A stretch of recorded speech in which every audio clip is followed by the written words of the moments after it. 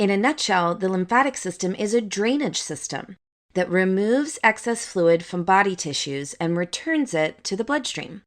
It's actually a subsystem of both the circulatory and immune system. The major purpose of the circulatory system is to bring oxygen and nutrients to body tissues and remove wastes. This exchange happens in the smallest blood vessels called the capillaries. Blood plasma containing nutrients moves out of capillaries at the arterial end of capillary beds, while tissue fluid containing wastes reabsorbs back in at the venous end. However, not all of the fluid is drawn back to the bloodstream at this point. About 15% of it is left in the tissues and would cause swelling if accumulated. This is where the lymphatic system comes into play. It picks up the excess fluid and returns it to the circulatory system. Unlike the blood circulatory system, which is a closed loop, the lymphatic system is a one-direction, open-ended network of vessels. Lymphatic vessels begin as lymphatic capillaries made of overlapping endothelial cells. The overlapping flaps function as a one-way valve.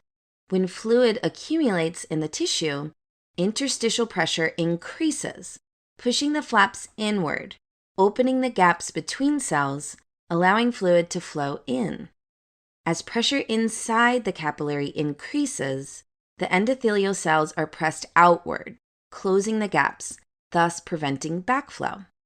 Unlike blood capillaries, the gaps in lymphatic capillaries are so large that they allow bacteria, immune cells such as macrophages, and other large particles to enter.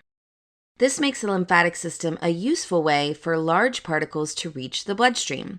It is used, for example, for dietary fat absorption in the intestine. Once inside lymphatic vessels, the recovered fluid is called lymph. Lymph flow is enabled by the same forces that facilitate blood flow in the veins. It goes from lymphatic capillaries to larger and larger lymphatic vessels and eventually drains into the bloodstream via the subclavian veins. On the way, it passes through a number of lymph nodes, which serve as filters, cleansing the fluid before it reaches the bloodstream.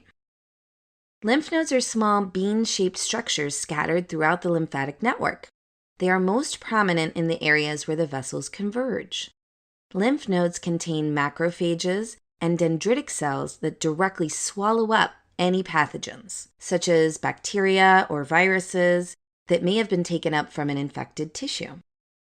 They also contain lymphocytes, T cells and B cells, which are involved in adaptive immune response, a process that produces activated lymphocytes and antibodies specific to the invading pathogen. These are then carried by the lymph to the bloodstream to be distributed wherever they are needed. The lymphatic system also includes lymphoid organs. Primary lymphoid organs, the thymus and bone marrow, are the sites of lymphocyte production, maturation, and selection. Selection is the process in which lymphocytes learn to distinguish between self and non-self, so they can recognize and destroy pathogens without attacking the body's own cells. Mature lymphocytes then leave the primary for the secondary lymphoid organs, the lymph nodes, spleen, and lymphoid nodules, where they encounter pathogens and become activated. Thank you for watching. If you like our videos, be sure to check out our new Patreon page.